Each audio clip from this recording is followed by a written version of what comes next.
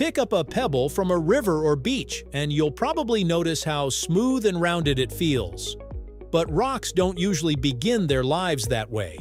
They can start as jagged fragments with sharp edges and uneven surfaces. So how does a rough piece of rock turn into the smooth little stone we find along rivers and beaches? Is water really doing all the work? Today we're following the geological journey that turns rough rocks into rounded pebbles, right here, on History of Simple Things.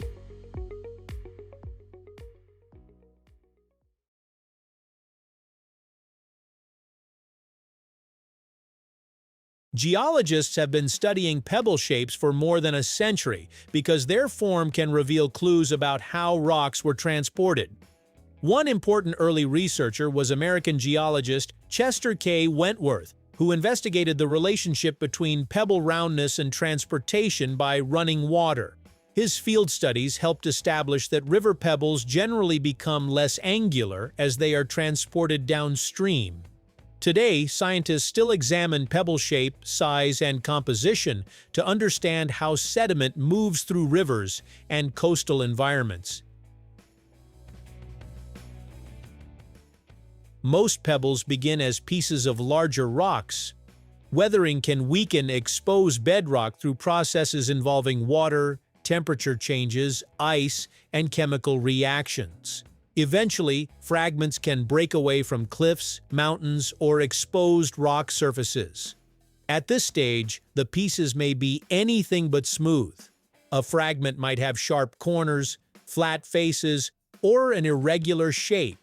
Once gravity, flowing water, waves, or other forces begin moving it, however, the rock enters a completely different environment.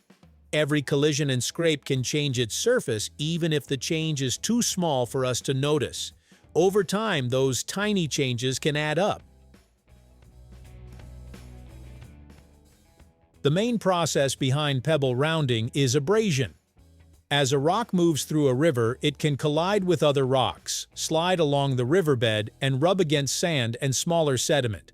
Those repeated interactions gradually remove material from its surface. The important part is that abrasion doesn't remove every part of a rock equally. Sharp edges and corners are especially vulnerable because they protrude from the main body of the stone.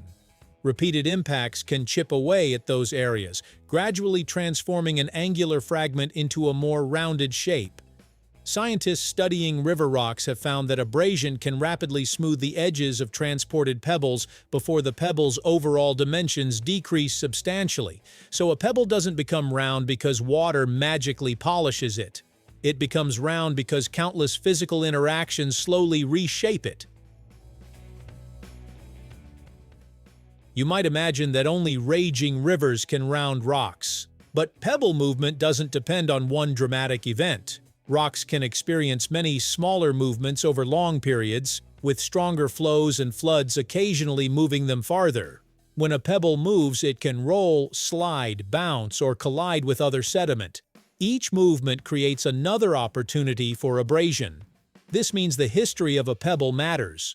A rock that repeatedly moves through an active river environment can experience thousands upon thousands of impacts.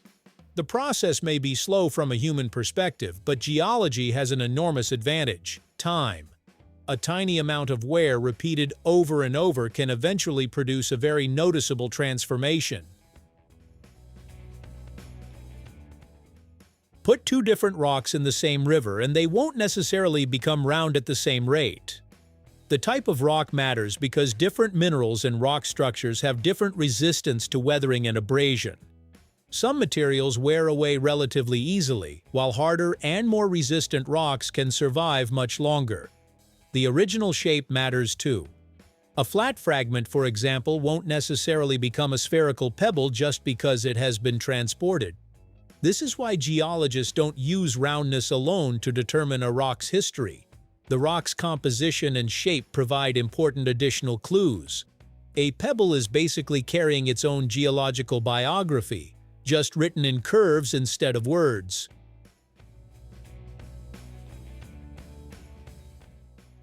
Longer transport can give a rock more opportunities to experience abrasion, But distance isn't as simple. The farther it goes, the rounder it gets formula. Wentworth's early studies investigated exactly this relationship, and later research has shown that pebble shape is influenced by multiple factors, including abrasion, rock properties, and the conditions under which the sediment moves. A rock might travel a considerable distance but experience relatively little abrasion if it spends much of that journey deposited in a quiet location. Another rock could undergo substantial wear in a shorter distance if it is repeatedly moved and collided with other sediment, so transportation distance is useful information, but it isn't the whole story. Rivers aren't the only places where rocks get rounded. Beaches can be remarkably effective natural rock tumblers. Waves repeatedly move pebbles across the shore, while sand and other stones can contribute to abrasion. Strong waves and currents can also transport larger pieces of sediment and repeatedly push them against one another. Glaciers can also transport and grind rocks, although the resulting shapes and surfaces depend heavily on how the material moves beneath or within the ice. Even weathering before transportation can alter the shape of a rock. So when you find a smooth stone, its rounded appearance doesn't automatically prove that a river created it. Nature has several different ways of making a rock lose its sharp edges. Have you noticed that many beach pebbles look flatter or more oval than perfectly round? That's not necessarily an accident. USGS research on beach pebbles found that they are commonly flatter or more oval-shaped than many river pebbles. Their final shape can be influenced by the original form of the rock, its internal structure, and the way waves move and sort sediment. Waves don't simply throw rocks randomly. They repeatedly move sediment back and forth, and different shapes can behave differently under those conditions.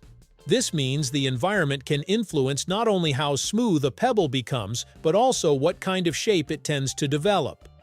A river and a beach may both produce rounded stones, but they don't necessarily produce identical ones. So why do pebbles become round?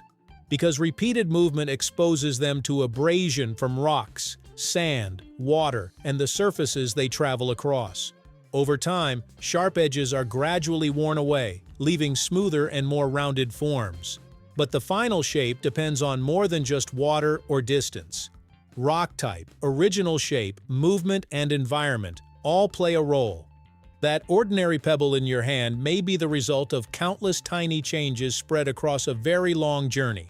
And that's the fascinating geology behind why pebbles become round.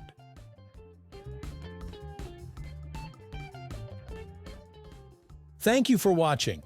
If you have suggestions for our next video, feel free to share them in the comments below. We'll be sure to give you an acknowledgement for your contribution.